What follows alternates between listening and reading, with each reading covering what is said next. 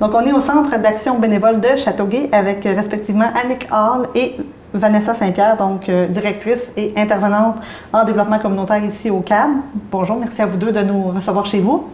On est ici pour parler donc du lancement de bottin des ressources destinées aux personnes de 50 ans et plus. Est-ce qu'on peut d'abord, est-ce que vous pouvez nous présenter un peu l'outil, nous dire qu'est-ce qu'on retrouve dans ce document de référence-là? Absolument. J'ai ma référence à moi ici dont j'ai annoté, oui, j'ai posé des onglets, mais je vais vous montrer la version. Annick va vous montrer la version. Je vais montrer la version officielle sans onglets. OK. Dans le fond, on a ici un bottin de ressources qui est adressé aux personnes de 50 ans et plus, et ainsi que les familles habitant le Grand Châteauguay. Okay. Ce qu'on retrouve essentiellement dans ce bottin de ressources-là, c'est des organismes communautaires et aussi des institutions qui sont sur notre territoire. Okay. Donc, en première page, qu'est-ce qu'on peut trouver? On a la section, l'onglet Urgence. Okay. Donc, en urgence, on retrouve les organismes principaux qu'on appelle lorsqu'on a une situation de crise. Une situation de crise, en effet. On a policiers, pompiers, ambulances, on a info santé, santé et urgence psychosociale, le centre de crise, la maison sous les arbres. On a le service de police de Châteauguay, Sûreté du Québec, le centre anti-poison, Hydro-Québec et le gaz métro. OK. Si on poursuit avec la seconde page, on a accès aux références rapides. Donc ici, on a des références, des ressources pour les personnes aînées du Grand Châteauguay auxquelles on fait affaire le plus souvent qu'autrement. Donc, par exemple, on a Action Famille, les autobus Transbus. Même nous, on est là-dedans aussi également. On a le Centre d'aide aux victimes d'actes criminels, le CAVAC, le Centre 55+, le Centre de loisirs pour les personnes aînées. Personnes aînées, en passant, on a défini que c'est des personnes de 50 ans et plus. On s'entend que d'une organisation à une autre, la définition va changer. Ça varie, oui. Mais pour la nôtre, on s'en est tenu à... D'être en prévention auprès des 50 ans et plus et plus en guérison, parce qu'on va avoir des ressources, par exemple, au niveau de l'hôpital, des cliniques, des résidences aînées aussi à l'intérieur même du bottin. Oui, exactement. Bon.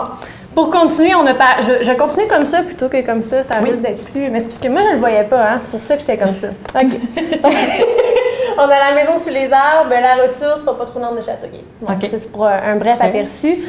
Si on continue à la troisième page, là, on a la table des matières. La façon qu'on a conçu la table des matières, c'est en ordre alphabétique. Mis à part, il y a eu une petite erreur qui s'est glissée, mais grosso modo, c'est une table des matières qui est en ordre alphabétique, ce qui permet à la personne qui le feuillette de retrouver les renseignements le plus rapidement possible, puis le plus efficacement aussi. Donc, la particularité de ce bottin-là, c'est qu'il a été complètement revampé, c'est-à-dire que comparativement à l'année 2011, ici, on l'a rendu plus moderne. On a engagé une firme de graphisme, c'est ça, une firme de graphisme qui nous a fait un beau montage, donc visuellement parlant, c'est beaucoup plus attrayant. On a glissé à l'intérieur des billets d'information qui nous renseignent quant à des services qui sont offerts par le Centre d'action bénévole et aussi des services qui sont offerts dans notre communauté, des informations qu'on ne retrouve pas nécessairement facilement partout, donc il faut aller chercher sur le net ou qu'il faut appeler des gens. Par exemple, ici, on a « Vous déménagez ». Bon, qu'est-ce qu'on fait en cas de déménagement? Donc, vous avez une liste avec des points de repère qui nous permettent de ne pas oublier certains éléments. Que faire lors d'un décès?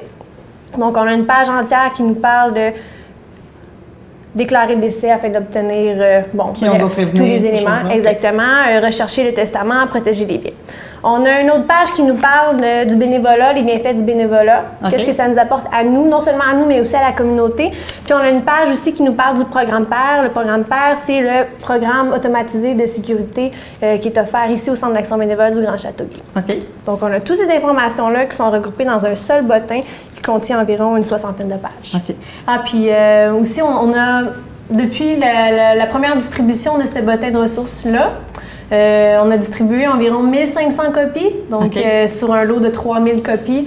En une semaine et demie, on a écoulé la moitié de notre stock. Donc, c'est vraiment une demande. Les gens en demandent, les gens sont très contents et sont très réceptifs face à ce bottin. Là, on entend des commentaires très positifs. Et on en a parlé un peu, ça c'est la version 2011. C'est quoi la différence principale entre les deux, à part l'infographie? Est-ce qu'il y a des informations qu'il n'y avait pas dans celui de 2011 qu'il y a dans 2016? C'est quoi le changement majeur? Concernant les informations, tantôt on a ajouté des informations concernant des organismes qui sont pas nécessairement sur notre territoire, mais qui font affaire sur notre territoire. Donc, par exemple, on a parlé de Alzheimer sur Roi qui sont situés sur le territoire de Valleyfield, mais qui couvrent notre territoire. Donc, ces ressources-là figurent dans notre bottin. On fait affaire, bien sûr, c'est un projet qui émane de la table de concertation des aînés du Grand Châteauguay. Donc, s'assurer aussi que ces membres-là y figurent. Et c'était une note qu'on avait au dossier de dire à la prochaine impression, il faut s'assurer aussi d'avoir l'entièreté des services disponibles pour les gens de la communauté, que ce soit Châteauguay, Mercier, Léry, Saint-Isidore, Sainte-Martine et Saint-Urbain. Okay, parfait. Donc, pour continuer avec ta question, les informations sont maintenant dans ce bottin-là, le bottin de 2015-2016. Okay. La différence majeure, c'est vraiment l'écriture à l'intérieur. Okay. Donc, on a un contraste ici noir sur blanc, tandis qu'ici, on avait du mauve sur blanc qui est peut-être un petit peu difficile à lire. Okay. L'espace entre les lignes, c'est beaucoup plus facile de feuilleter ce bottin-là ici, en considérant l'espace qu'il y a entre les paragraphes, tandis qu'ici, c'était très, très condensé comme information. Okay. Moins classé par municipalité. Il y a certaines sections où est-ce qu'il y avait des différences, donc des organisations qui offraient un service similaire, mais sur des territoires différents, donc c'est noté. Toutefois, quand c'est bon pour les citoyens des 6 municipalités, on n'a pas été les noter, qui est une différence, là, donc c'est plus facile à consulter maintenant.